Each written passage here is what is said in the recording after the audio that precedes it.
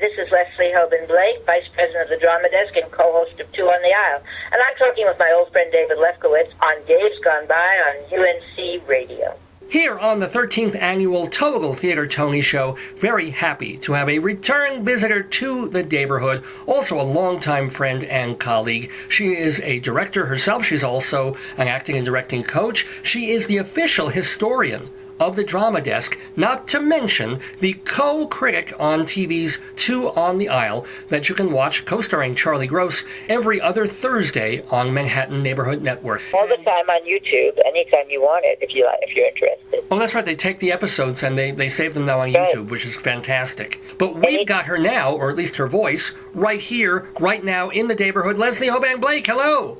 Hi, how are you, David? I'm good. Kind of a difficult year for you. You had physical thing happen that you had to deal with. Well, I had a hip replacement. I mean, that's not the physical. I mean, I had a hip replacement. I'm doing very well as a result. Thank you.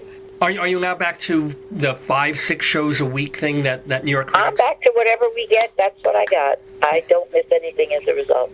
Wonderful. I remember there was one story that you told when you were still recuperating, and you were at the theater sitting on the aisle, and what happened?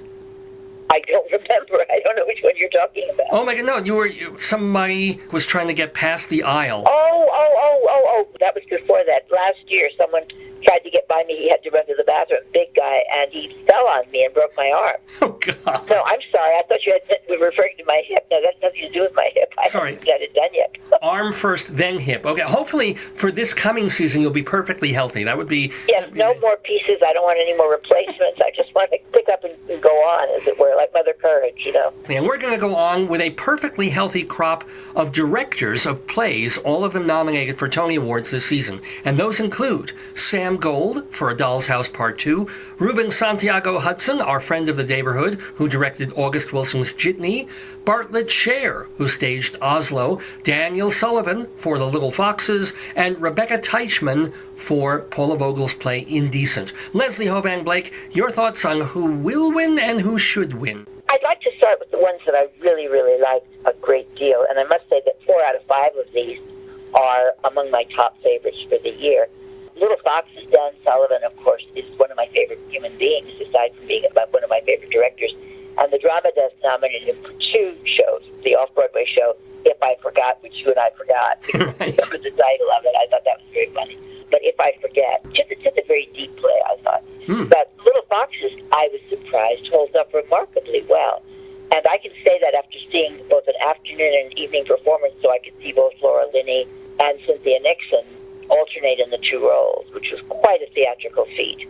Did you have a preference as to who played who with Linney? You know something? They each brought something very different to it. Laura Linney is a very womanly kind of actress, and she brought that womanly quality to it. And Cynthia Nixon has a very fragile, there's a tension in her all the time. I just also saw her do Emily Dickinson in a movie called Quiet Passion that went on forever. It was lovely, but it was also too long. However, playing it back and forth was really interesting because they brought the same qualities to the other characters that they played as well. It didn't make it any less or more effective. It just made it different. Now, what about some of the other plays that you liked in this category? Well, I loved Indecent, and I loved it off-Broadway, and I loved it on Broadway. It's Shalom Ash's God of Vengeance is the core of the play, and it's about what happened when it came to New York and failed because they put everybody in jail for having a lesbian kiss on stage. And it had played all over the world and even off-Broadway downtown, and nobody said a word, but when they put it on Broadway, actually a member of the local synagogue, if I'm not mistaken, was going to blow the whistle on it because he was afraid it was an embarrassment to the people. Wow. What did you think of Rebecca Teichman's direction of... Oh, I thought it was marvelous. I thought from the minute the people walked out and had sand fall out of their clothing to show that they were spirits and ephemeral, I thought, what a lovely... She's so hard on stage to show ghosts and to show ephemera without resorting to technological things. So every time I see something clever as a director myself, I go, oh, I wish I'd thought of that, and it's just was such a lovely... Did you get to see it? I did not get to see it, no. Well, anyways, it's the story of the traveling troupe of Jewish players who go from Poland all around the world, make their fortune, go to Berlin, are chased by the Second World War, get to America, wind up having this horrible thing happen, and wind up going back to Europe and dying in the Holocaust. Sounds like fun. So, I mean, I know that makes it sound terrible, but it's the conclusion of the way it goes, the circular motion of it, and then the story of the play itself, which, according to Paula Vogel, who wrote it, and who was also nominated as Best Play, according to Paula Vogel, it haunted her for her whole life as a young lesbian. She was looking for something that she could relate to, and she found this play. There's just something just so miraculous about this whole play. The actors are superb, and it's a true ensemble. I thought she did a beautiful job. Just a lovely light touch. Let me ask you about a play that also has an ensemble, but this one is not ghosts. This is very, very real and earthbound. August Wilson's play Jitney. Well, first of all, I have a dear friend and a couple of acquaintances in the show. Oh. I went all the way out to Crossroads years ago to see it because it had never played in New York and it had never played Broadway before. It's my favorite, or certainly among my top 3 August Wilson plays. I totally agree, by the way. Play. Yeah, it's his first play. It's set in Pittsburgh in the 70s, and it just really spoke to everyone. Suddenly this new voice came out. I mean, you know, we now have to agree that August Wilson is up there in the pantheon of American writers. Ruben Santiago Hudson, of course, starred and won a Tony for 7 Guitars, so he was an actor first, the director second, so he's dear and dear to my heart as a result. And has made it a thing for his life now. He wants to direct all of the August Wilson plays. He even played August Wilson off-Broadway at the Signature last year in a play that August had done, a one-person show. He then impersonated August Wilson. So this is so close to his heart. And he does such a magnificent job on it. Everybody is perfect in terms of who they play and how it's set up. And not that dissimilar from what I saw when I went out to Crossroads, but just bigger because it's on a Broadway stage. Just marvelously done. And then we come to something that is so extraordinary. J.T. Rogers, a couple of years ago, wrote a play called A Blood and Gift, and it was an amazing piece of work. He has the ability to take a political situation and make it into a dramatic play without ever sounding preachy or trying to change any of the facts of what's going on. He did this now with the Oslo Accords, something I didn't really know that much about. I'd heard the phrase Oslo Accords before, but it's the Oslo Accords with the things that went on behind the scenes that allowed for the chance for Yasser Arafat and Shimon Peres to meet and actually come up with a Middle East possibility. You know, they had a plan. And then, of course, it didn't happen, shall we say. That there was things happened and it didn't happen. But this is how a Norwegian couple, played by the incredible Jennifer Ailey and Jefferson Mays, put this together behind the scenes and were never heard of. Nobody knew who they were until J.T. Rogers came along and did this.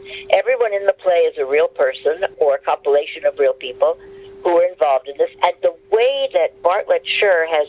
We saw it off-Broadway, which meant downstairs at Lincoln Center, and then we see it on Broadway, which means upstairs at Lincoln Center. And what the play has done is to expand into a much larger space, but it's everybody plays multiple characters except for Jennifer and Jefferson, and the others are all running around like mad, changing costumes and characters to come in the next scene, and yet it's seamless. He managed to fill the bigger space without any hesitation. There are no lag times. It's just beautifully done, and it's a magnificent piece of writing. I mean, it runs almost 3 hours, and I was on the edge of my chair for the whole thing twice, not just once, but twice. I saw it on Broadway, and I have to say the 3 hours felt like 2. It just went. Everything was just phenomenal. So those are 4 very strong contenders for very different kinds of reasons. And then we come to the one that I didn't quite feel the same way that the majority of the other reviewers did, and that's A Doll's House Part 2. I didn't get to see it until today, so I'm sort of running, here I am from the show. And everybody and everything about this play has been nominated. The director, the writer, its best play, the 4 actors are all, should have been an ensemble rather than 4 actors as far as I'm concerned, but okay, all 4 actors were nominated. And they're great actors, Laurie Metcalf and Chris Cooper and Jane Houdyshell and Condola Rashad. They're all lovely, each in their own way. But I didn't get it. I have to be honest. I didn't get it. And I'm a big fan of Lucas Nates, the young writer. I saw he was Red Speedo, and I saw the play he did about the church group. The Christians. Yes, it was called The Christians. Yeah. Absolutely right. I thought he was a brilliant writer. And I saw something else of his, the one about Walt Disney. Yeah. Way downtown at the Soho. So I've actually seen 3 plays of his. I liked every single one of them so much better than this one. I felt that it was an attenuated, one-note story. I mean, not exactly like a Saturday Night Live sketch, because it was a little too intellectual for a Saturday Night Live sketch. I didn't find it funny, although both of the reviewers did, and the audience around me seemed to. I don't know if it's because the reviewers told them it was funny or because they actually found it funny. I frankly wasn't whelmed by it. Shall we say that? I was less than whelmed. Not overwhelmed, not even whelmed. Making a joke. I know. But frankly, this is Sam Gold's second Broadway show this season, and I really didn't like what he did with Glass Menagerie. I won't bother going into that, but I really didn't like that. We have just a little time left, so I want to ask, first of all, if you were voting, would you be voting for Indecent? Is that what you hope will win? So hard. I would like to see Indecent win. I think that Dan Sullivan is going to win. I think because it's a more popular play and an easier play for people to get into. And then again, if they're going for diversity, probably Ruben Santiago will win.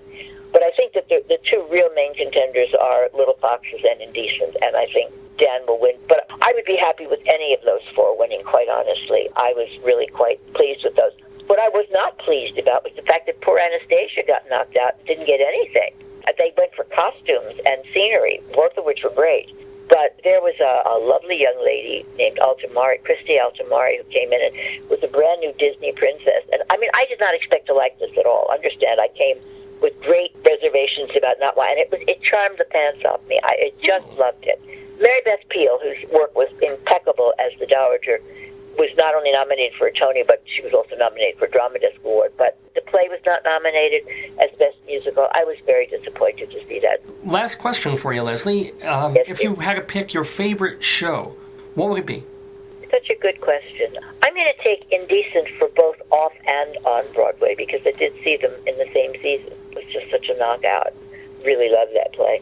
Well, we love talking to Leslie Hoban Blake about the theater here on the time. Well, I do these year in, year out, David, what can I say? Once a year like clockwork, right? Remember to watch her on 2 on the Aisle, either on Manhattan Neighborhood Network or on YouTube. Leslie, thank you, as always, for being with us in the neighborhood. Thanks, David. I look forward to listening to the whole show. Bye-bye. Take care.